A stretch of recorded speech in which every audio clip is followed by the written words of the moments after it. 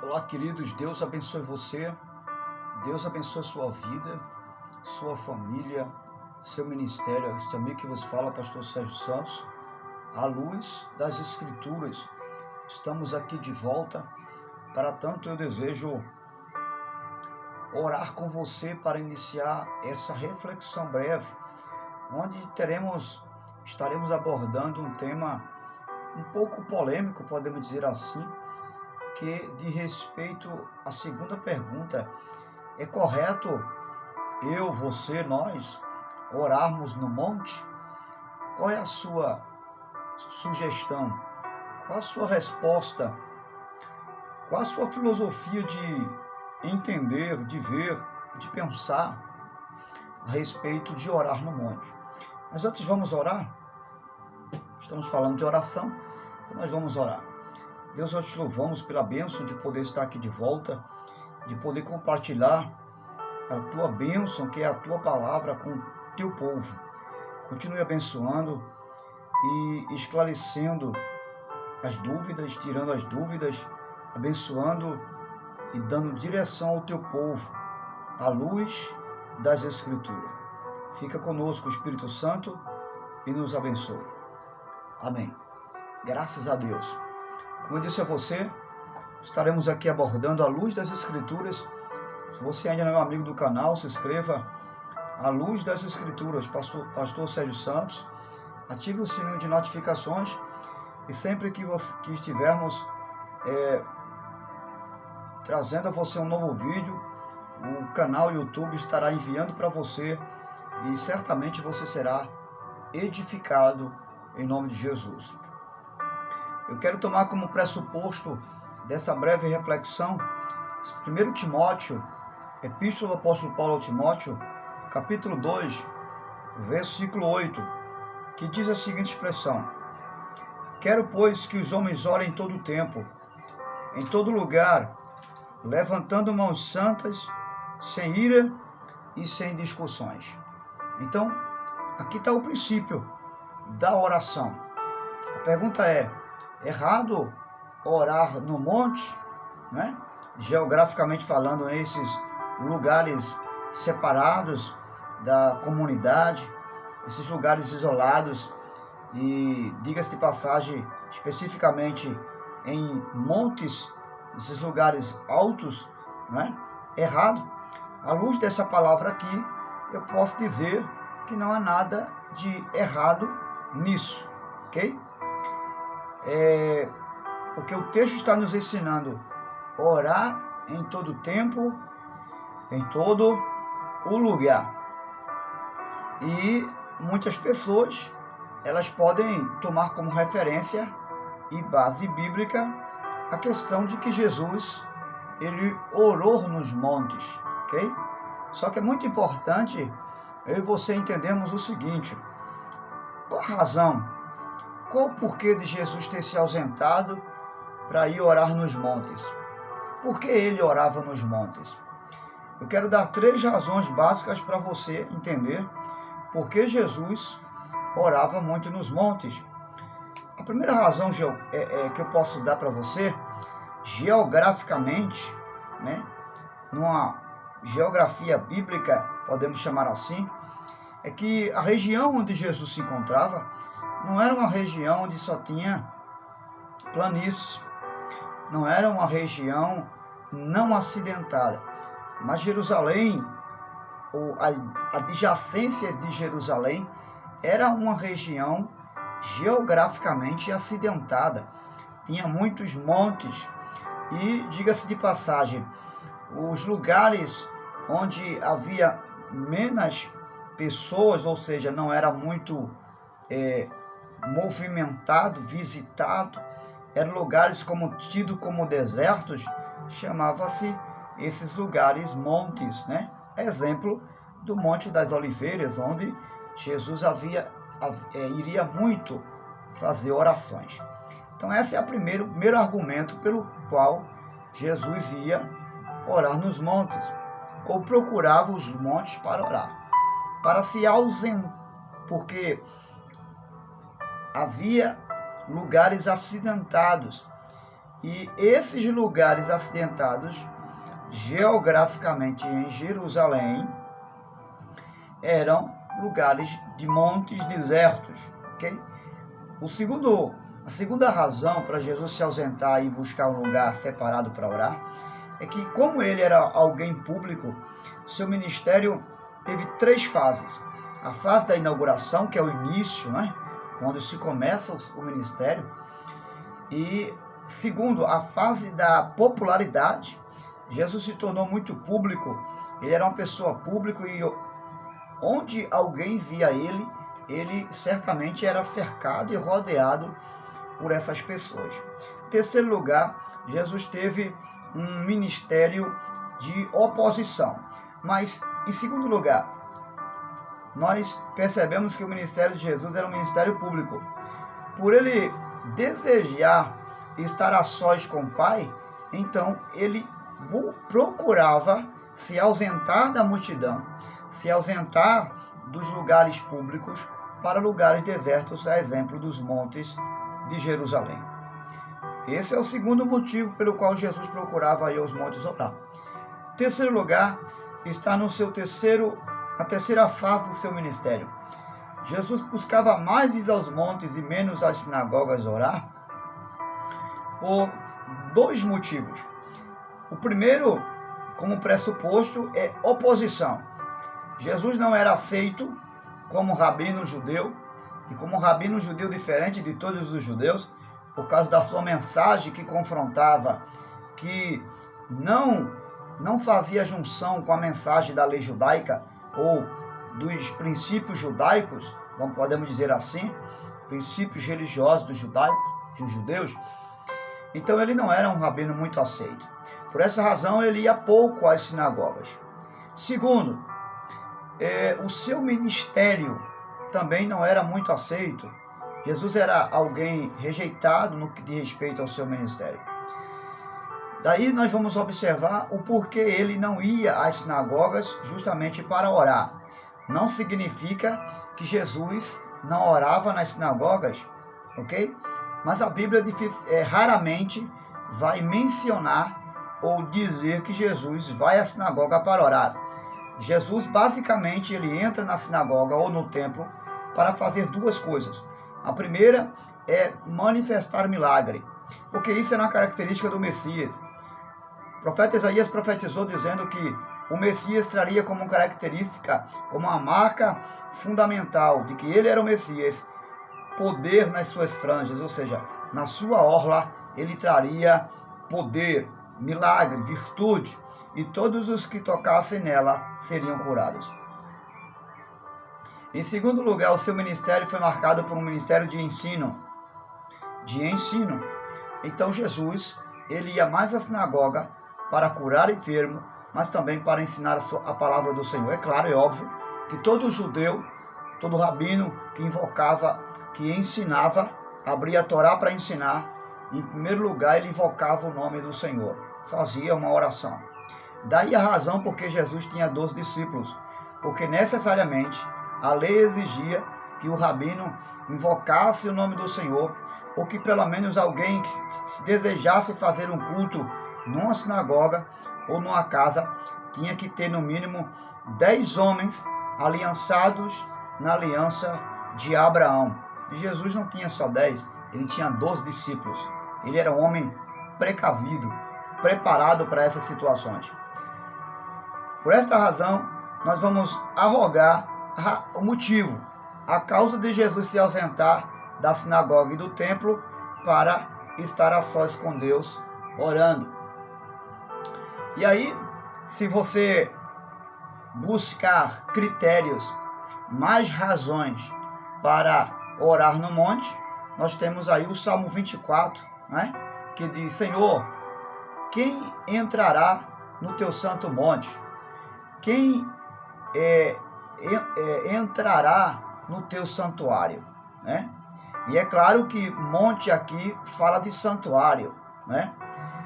Só que quando Davi ele se expressa: Senhor, quem entrará no teu santo monte? Quem adorará no teu santuário? Na verdade, a expressão que Davi está arrogando aqui, ele está falando monte no contexto de presença, não no contexto físico, geográfico de uma situação, de um lugar. Ele não está falando de um lugar, ele está falando da presença. Quem poderá entrar na tua presença? Quem poderá viver em tua presença? Tanto é que os textos seguintes, Deus vai dar a resposta ao salmista Davi dizendo: aquele que tem mãos limpas.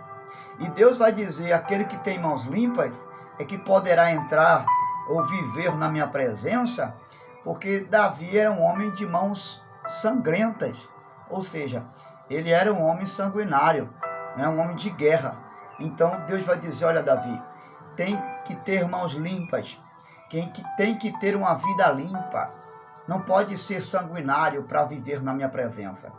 É claro que Deus estava falando do coração, não é? Porque mais adiante, os versículos adiante, Deus vai dizer: aquele que tem um coração puro, né? Aquele que tem um coração puro, né? Então, Deus está falando que esse viver na sua presença está muito ligado ao íntimo do ser humano. Em terceiro lugar, Deus vai dizer: aquele que não tem vaidade, né? E que não despreza o seu irmão. Então, Deus está falando que quem anda na presença dele é aquele que não vive se apegando às coisas e fazendo e buscando se justificar pelas coisas que tem ou que possui. Em quarto lugar, Deus vai dizer: aquele que aprende a amar, aquele que ama o seu próximo. Então Deus vai colocar alguns princípios aí que vai falar quais são os critérios para se viver na sua presença, e não em um monte para viver orando ou coisa desse tipo. Então é preciso que você tenha uma compreensão, mas esses pontos que eu frisei aqui a você agora são os pontos que muitas pessoas pegam para conferir o desejo de ir ao monte orar. Um outro exemplo que as pessoas pegam na Bíblia para ir ao monte orar é Moisés, né? Porque Moisés orou no monte, porque Jesus orou no monte, porque Davi, ele vivia muito nos montes. Quem conhecia montes era Davi. Enfim, existia muitos personagens na Bíblia que oravam nos montes. Por sua vez, muitos cristãos nos dias de hoje buscam também, né, fazem grupos, fazem equipes para ir ao monte orar. Mas escute, a questão em pauta aqui é o fato de muitas pessoas terem isso, né? Ter esses argumentos bíblicos, porque eu estou trazendo para você, à luz da Bíblia, argumentos sobre orar no monte. Porque as pessoas, já expliquei se é errado ou não à luz da Bíblia. Já falei para você que não há nada de errado, né? E dei exemplos de Jesus que orava no monte, de homens que oravam no monte. Mas qual a razão, né? Por que as pessoas pegam trechos da Bíblia para ir orar no monte? A razão de tudo isso é ler as Escrituras ou ter um aspecto, ou fazer uma leitura bíblica, ou ter um olhar bíblico no aspecto doutrinário da palavra. Ou seja, as pessoas leem tanto o Antigo como o Novo Testamento como um aspecto doutrinário para a sua fé. Elas pegam os acontecimentos do Antigo e os acontecimentos do Novo e traz isso, alinham isso para serem como forma de instrução para viverem suas vidas cristãs nos dias de hoje, como igreja, certo? Como igreja. E aí é muito importante eu e você entender o seguinte: entender que a mesma Bíblia que vai dar a mim, que vai dar a você amparo, né? No sentido de que teve homens que foram para os montes orar e de que Jesus também orou no monte. A mesma Bíblia que vai dizer isso, ela também vai dizer que em algumas situações, como por exemplo no Antigo Testamento, a lei, ela dizia que eu não podia ficar junto com um irmão leproso. Se tivesse um leproso, eu tinha que expulsá-lo da cidade.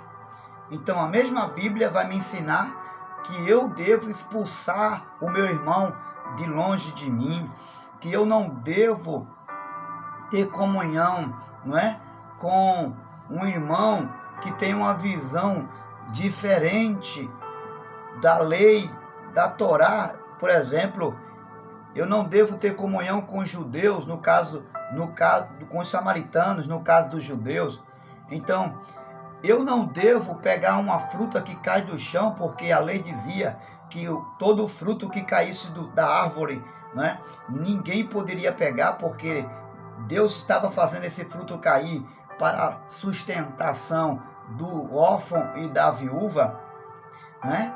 Eu não posso semear, ou eu posso semear sementes diferentes no mesmo lugar.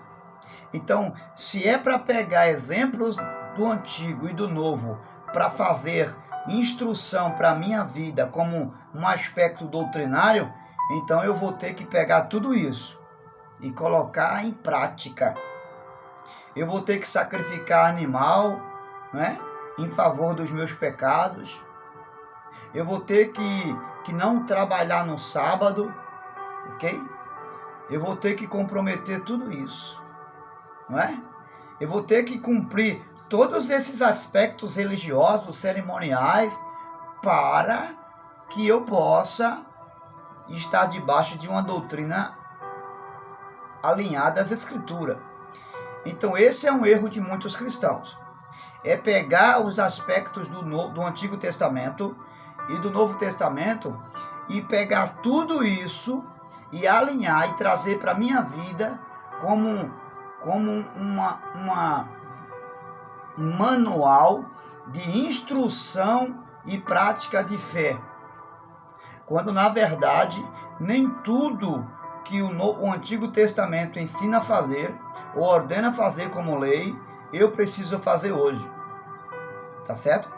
Nem tudo que o Antigo Testamento e nem tudo que eu vejo no Novo Testamento em relação à vida judaica dos discípulos, nem tudo eu posso trazer como uma linha de seguimento para a minha vida cristã, como igreja hoje. Por quê? Porque existe uma distinção muito grande entre Israel e a igreja do Senhor Jesus. Eu preciso entender que as 8.000 promessas que existem para Israel, nem todas é para a igreja. E as promessas que Deus fez para a igreja, também nem todas elas foi para Israel. Então existe uma distinção muito grande quando se fala de Israel e a igreja. Entenda isso. Então, por isso que eu e você, nós precisamos ter uma compreensão bíblica para atrelar algum ato de homens de Deus do passado, no Antigo Testamento, e trazer como aspecto doutrinário para a minha vida hoje. Ou como um ato de costume, ou como um hábito que eu posso ter, né, fazendo no que diz respeito aí ao monte para orar. Então, qual é a pergunta que tem que se fazer nesse sentido? Os apóstolos, porque como igreja, eu estou fundamentado hoje na doutrina dos apóstolos. Na doutrina dos apóstolos. A igreja foi fundamentada na doutrina dos apóstolos, que por sua vez recebeu do Senhor Jesus. Certo? Então a pergunta é: os apóstolos ensinaram a orar no monte? É ensinamento bíblico isso? Segundo, Jesus ensinou isso?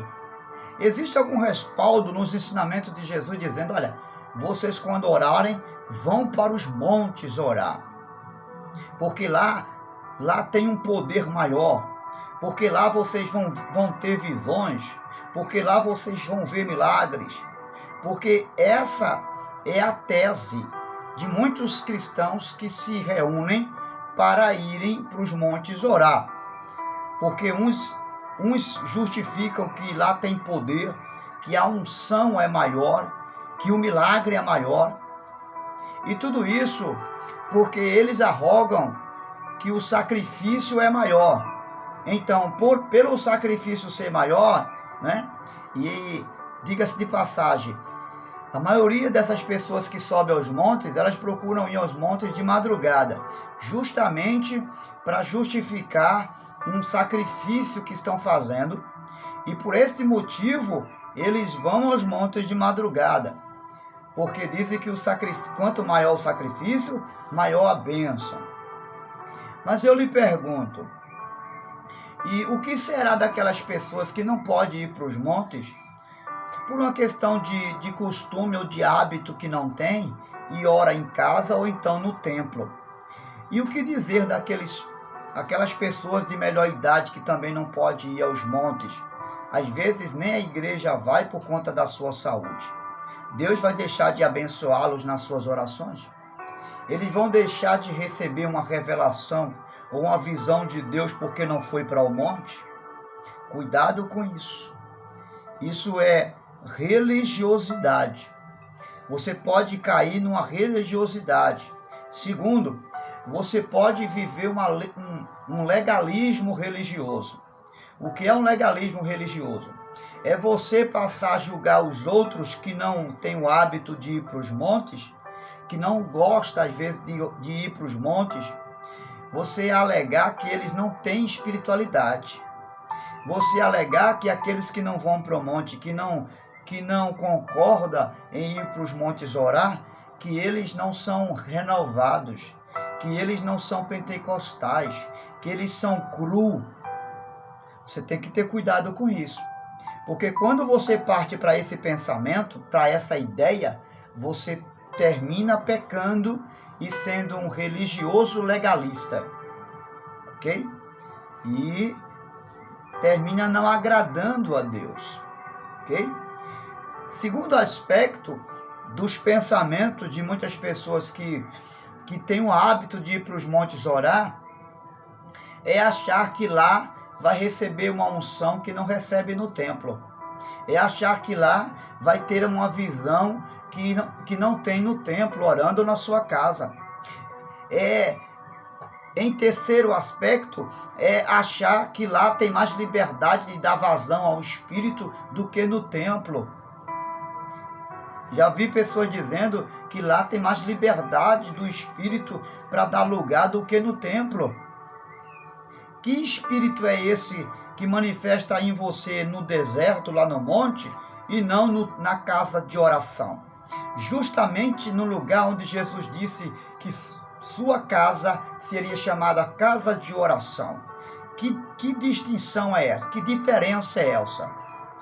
Que espírito é esse que faz diferença de lugar para não se manifestar? Quando o Espírito de Deus, ele é soberano e ele não depende de lugar, de momento para se manifestar. Deus só depende de um coração contrito e quebrantado para vir ao seu encontro. Nada mais do que isso. Deus não depende de que você esteja no monte, ou sozinho, ou no meio da multidão, para que Ele manifeste o poder dele na sua vida. Deus não está preso a nada disso. Eu posso até depender de estar sozinho para sentir a presença de Deus. Mas Deus não depende de que você esteja só para vir ao seu encontro. Deus não depende de um monte, de um lugar separado, né, no meio do mato, para dar a você uma unção especial. Não. É óbvio e é claro que todos nós nos sentimos mais à vontade quando estamos num lugar separado. né? Como Jesus fez. Mas isso não é respaldo para você se isolar e buscar ter essa filosofia de que a unção e o poder e o milagre só vai acontecer se você estiver em um monte para orar. Isso não é um fato bíblico para que você atrele a vida de oração ou justifique a bênção de Deus por conta disso. Então, a única doutrina imposta à igreja foi a dos apóstolos. E eu e você precisamos ter cuidado com isso, ok? Toda vez que você for falar algo, for fazer algo, ou ensinar algo a alguém, você deve se perguntar, os apóstolos ensinaram isso? A igreja, o Senhor Jesus ensinou isso? Isso tem um princípio doutrinário.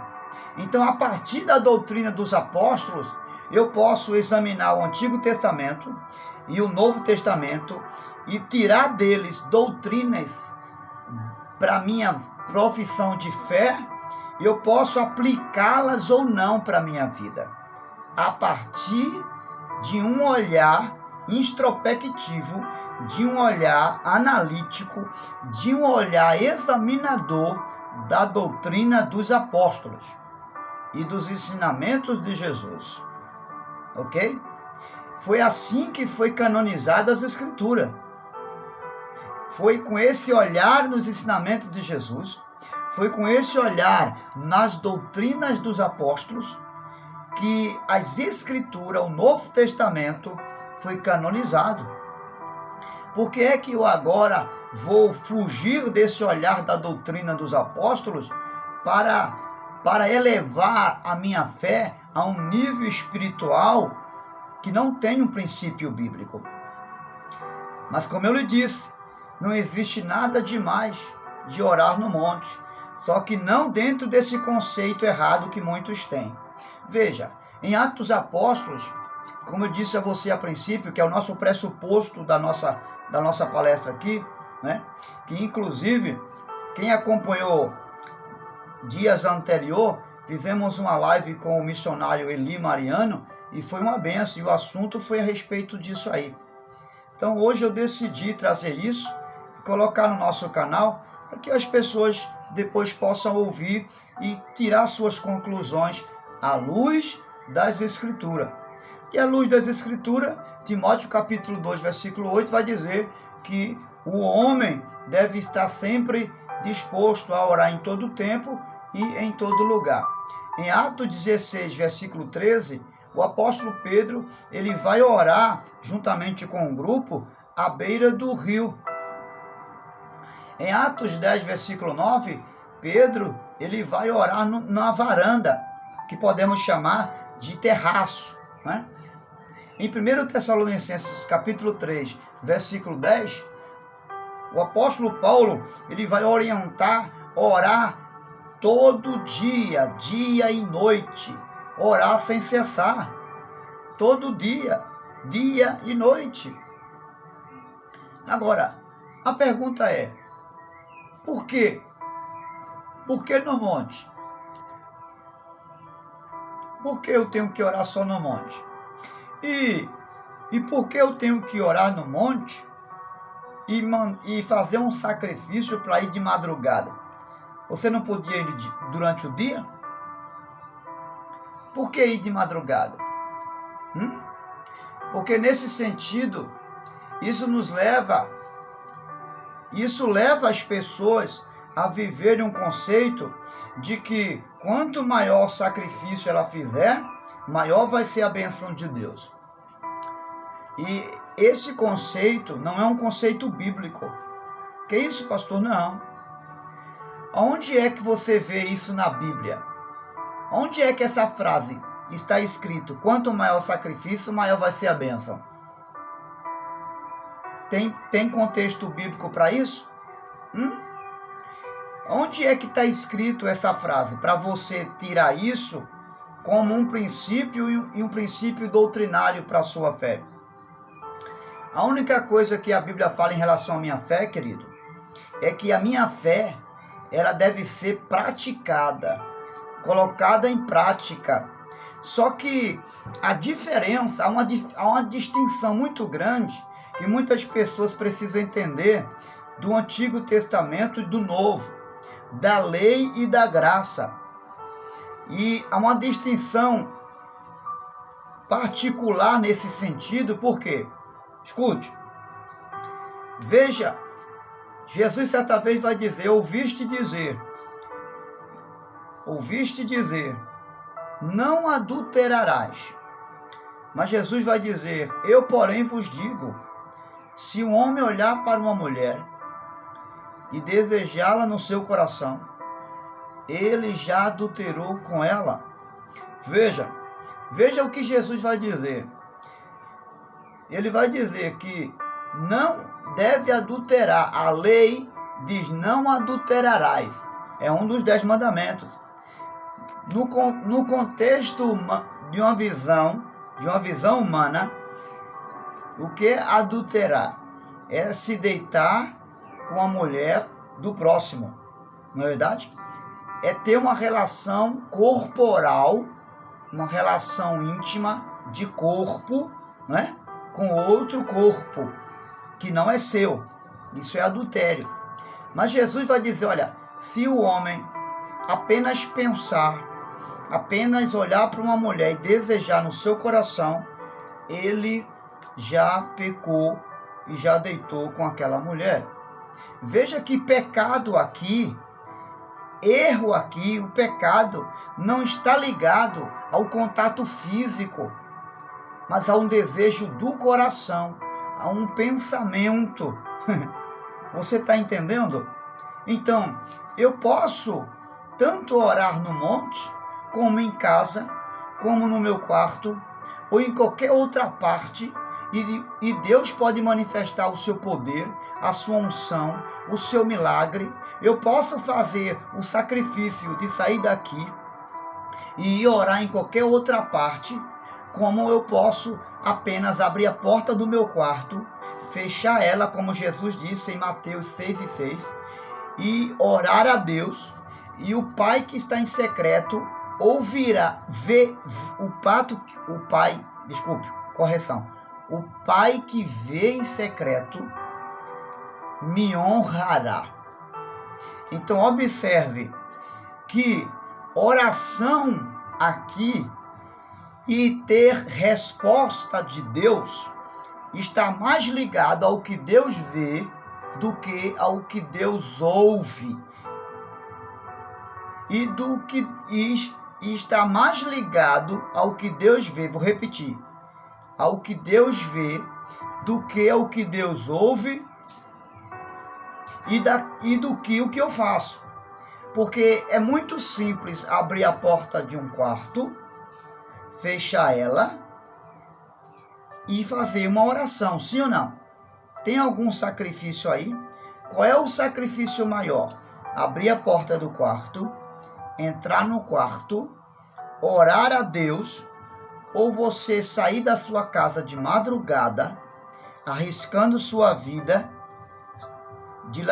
pode encontrar ladrão na estrada, você pode encontrar um estrupador no caminho, lá você pode encontrar perigos, né, da natureza, como uma serpente, você pode ser picado por um inseto venenoso, pode ter malfeitores no caminho.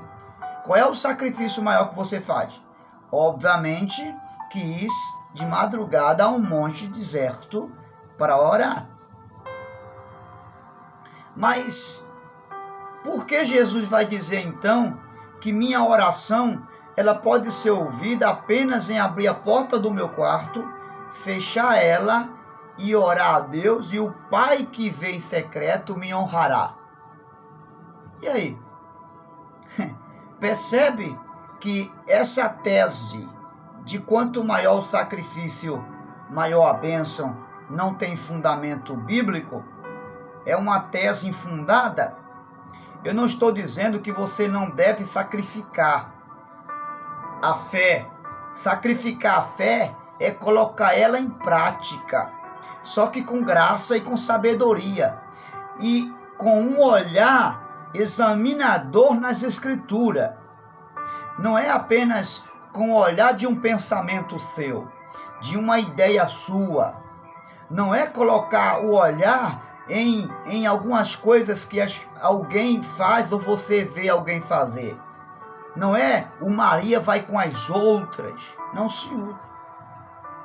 É colocar a fé em prática à luz do que a Bíblia ensina, à luz da doutrina da igreja, dos apóstolos, à luz dos ensinamentos de Jesus, e não à luz de uma filosofia, de uma crendice religiosa, de um legalismo religioso, de um hábito religioso que muitos professam. Quantos já chegaram a dizer, vai perder a bênção porque não vai para o monte com a gente? Quem foi que disse a você que eu deixo de ser abençoado porque não fui orar no monte com você? Quando Jesus diz que eu posso orar na minha casa, no meu quarto, e o Pai pode me ver em secreto e me honrar. E agora? Ficou em maus lençóis, não foi? Cuidado, queridos. A Bíblia dá respaldo para tudo. Você tem que ter um olhar examinador nas doutrinas dos apóstolos, nos ensinos do Senhor Jesus. Aqui eu deixo minha palavra. Então, oração tem mais a ver com o nosso interior. Oração não tem a ver com o lugar e nem tampouco com o que eu faço no contexto de que as pessoas possam ver eu fazer alguma coisa.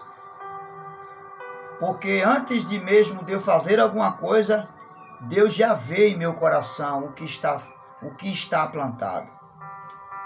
Então, oração tem a ver com o que Deus vê.